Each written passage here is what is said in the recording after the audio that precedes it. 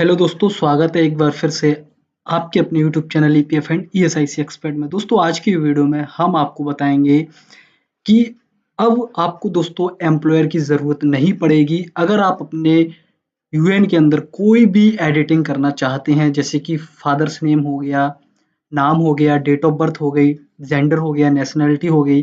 तो दोस्तों अब एम्प्लॉयर की ज़रूरत हमें बहुत ही कम पड़ने वाली है, क्योंकि ईपीएफ की तरफ से अपडेट आया है जिसमें बताया गया है कि अब एम्प्लॉयर की रिक्वायरमेंट नहीं पड़ेगी अगर आप अपने यूएन के अंदर नाम, date of birth, father's name, date of leaving, ठीक है, date of joining, nationality, male, female, जो भी आप चेंज कराना चाहते हैं वो आप करा सकते हैं ईज़िली प्रोसेस के तहत। तो दोस्तों मैं आपको बता देता हूँ कि कैसे आपको ये सब देखने को मिलेगा।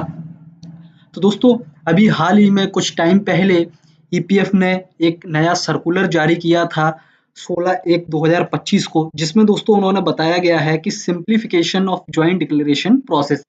जी हाँ दोस्तों, इस केस में उन्होंने बताया गया है कि in supersession of the direction content in the joint declaration SOP version 3.0 issued by 31 जुलाई 2024 को ये इशू हुआ था 3.0, ठीक है। लेकिन दोस्तों उसमें कुछ अपडेट किया है इन्होंने।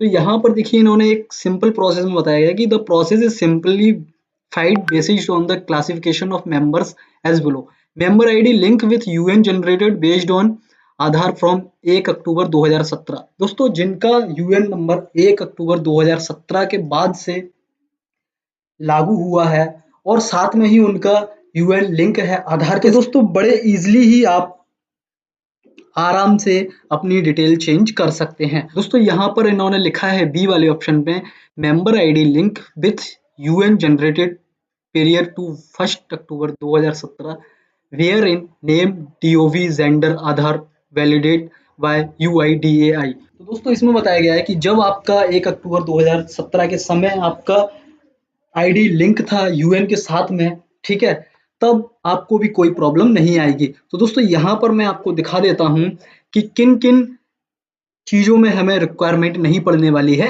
एम्प्लॉयर की। तो दोस्तों थोड़ा सा आप नीचे आएंगे तो यहाँ पर देखिए आपको दिखा दिया जाएगा वही जो मैंने आपको बताया था कि जिनका आधार 1 अक्टूबर 2017 के टाइम यूएन से लिंक है उन्हें दोस्तों एम्प्लॉयर की आवश्यकता नहीं पड़ेगी। यहाँ पर देखिए दिखा गया है कि नाम, डीओवी, जेंडर, नेशनैलिटी, उसमें देखिए ई का मतलब होता है एम्प्लॉइज, ठीक है। तो यहाँ पर देखिए जिनमें ई लिखा हुआ है दोस्तों वहां पर आप समझ सकते हैं कि एम्प्लॉयर की आवश्यकता हमें नहीं पड़ने वाली, जैसे कि father's name, mother's name, marital status, spouse name, date of joining, date of leaving, ठीक है। और दोस्तों नीचे आपको देखने को मिल रहा होगा इफ नॉट मैचिंग, अगर नॉट मैचिंग हो रही है तब जाके हमें एम्प्लॉयर, डीए और इनकी आवश्यकता पड़ने वाली है ईपीएफ डिपार्टमेंट की, वरना हम आसानी से अपना काम इजिली करा सकते हैं, ठीक है। और दोस्तों वे ऐसे मेंबर आईडी जिनकी यूएन के साथ लिंक थी, जिनकी आईडी मेंबर आईडी, ठीक है, और 1 अक्टूबर 2017 के टाइम उनका नेम, डीओवी, जेंडर बिल्कुल करेक्ट था, समझे। तो दोस्तों उनमें थोड़ी सी हमें रिक्वायरमेंट पड़ने वाली है एम्प्लॉयर की, जैसे कि अगर हम कोई भी डिटेल डालेंगे तो यहाँ पर, तो दोस्तों आप समझ सकते हैं कि कुछ-कुछ केसों में हमें एम्प्लॉयर की आवश्यकता पड़ने वाली है और कुछ-कुछ केसों में एम्प्लॉयर की आवश्यकता हमें नहीं पड़ने वाली। अब दोस्तों यहाँ पर हम थोड़ा-सा नीचे आते हैं तो ये चेक कर लेते हैं कि हमें क्या-क्या डॉक्यूमेंट लगने वाले हैं। दोस्तों यहाँ पर देखिए नेम और जेंडर अगर हम चेंज कर रहे हैं तो सिंपली दोस्तों पासपोर्ट होना चाहिए आपके पास, डेथ सर्टिफिकेट या बर्थ सर्टिफिकेट होना चाहिए नेम के लिए, ठीक है। ड्राइविंग लाइसेंस भी अलाउ हो गया है और दोस्तों साथ में यहाँ पर पैन कार्ड, ई पेन भी अलाउ कर दिया गया है अगर आप नेम में करेक्शन कराना चाहते हैं। वोटर आईडी भी मान्य है दोस्तों। यहाँ पर देखिए आपको सब कुछ देखने को मिल जाएगा। ये जो एसओपी है इसका मैं आपको डिस्क्रिप्शन में लिंक दे दूंगा, वहां से जाकर भी आप चेक कर सकते हैं। तो दोस्तों नेम और जेंडर चेंज करने के लिए आपको कुछ इन डॉक्यूमेंट की रिक्वायरमेंट पड़ने वाली है, जैसे कि यहाँ पर देखिए 1 से लेके 18 अगर डॉक्यूमेंट हैं आपके पास, कोई भी एक है या 2 है तो आसानी से काम आपका हो जाएगा, ठीक है। उसके बाद नेशनैलिटी के लिए आप देख सकते हैं ये पासपोर्ट है, ठीक है, ये भी वोटर आईडी हो गया, ठीक है।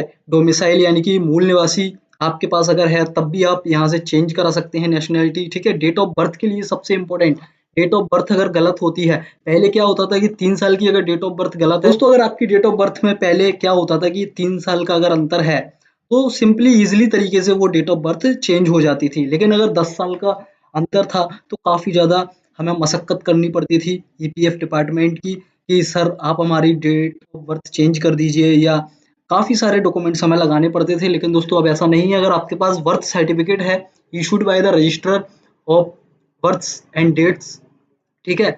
और या फिर दोस्तों आपके पास मार्कशीट है, स्कूल लिविंग सर्टिफिकेट है, तो वो आप लगा सकते हैं। पासपोर्ट अगर आपके पास है तो वो भी मान्य होगा दोस्तों, ठीक है? ड्राइविंग लाइसेंस है तो वो भी आप मान्य करा सकते हैं। तो दोस्तों ये सब आपको डेट ऑफ बर्थ में लगाने पड़ेंगे। अगर आपके पास है कोई भी 2-3 डॉक्यूमेंट्स की रिक्वायरमेंट पड़ती है, ठीक है? वो आप लगा सकते हैं। अब मान के चलिए यहाँ पर नेम ऑफ डॉक्यूमेंट क्या लगाने हैं, अगर फादर्स नेम, मदर्स नेम या स्पाउस नेम चेंज कराना है तो दोस्तों सिंपली यहाँ पर पासपोर्ट ऑफ मेंबर, अगर मेंबर पे पासपोर्ट है तो वो आप लगा सकते हैं, ठीक है? पैन कार्ड लगा सकते हैं, 10th 12th की मार्कशीट आप अलाउ कर सकते हैं यहाँ पर, ठीक है? तो दोस्तों यहाँ पर आप चेक कर लें कि आपके पास क्या-क्या डॉक्यूमेंट्स हैं, उनमें से 2 से 3 डॉक्यूमेंट्स हमें लगाने होते हैं, ठीक है? मैरिटल स्टेटस में भी आप यहाँ पर देख सकते हैं, ठीक है? उसके बाद डेट ऑफ ज्वाइनिंग हो गई। डेट ऑफ ज्वाइनिंग में एम्प्लॉय रजिस्टर यानी कि एम्प्लॉइज़ का रजिस्ट्रेशन कब हुआ था वो आप लगा सकते हैं। अटेंडेंस सैलरी अगर एम्प्लॉयर के पास है तो वहाँ से आप ले सकते हैं, ठीक है? Self declaration by employ if matching with the contribution received, self declaration भी दे सकते हैं आप। एक खाली पेज पर अपना नाम वगैरह लिखकर आप अपना लिख सकते हैं कि सर ऐसे-ऐसे मेरी डेट ऑफ जॉइनिंग गलत हो गई थी और इस तारीख को मेरी डेट ऑफ जॉइनिंग सही है, ये मैं सत्यापित करता हूँ। तो आप लिखकर भी एक एप्लीकेशन दे सकते हैं ईपीएफओ को, और दोस्तों साथ में ही आप अपने एम्प्लॉयर की सील सिग्नेचर भी लगवा सकते हैं। तो बड़े आसानी से आपकी date of joining, reason of leaving भी आसानी से चेंज हो जाएगा और डेट ऑफ लिविंग भी आपकी आसानी से चेंज हो जाएगी। आप सेल्फ डिक्लेरेशन का भी ऑप्शन यहाँ पर दे दिया गया है।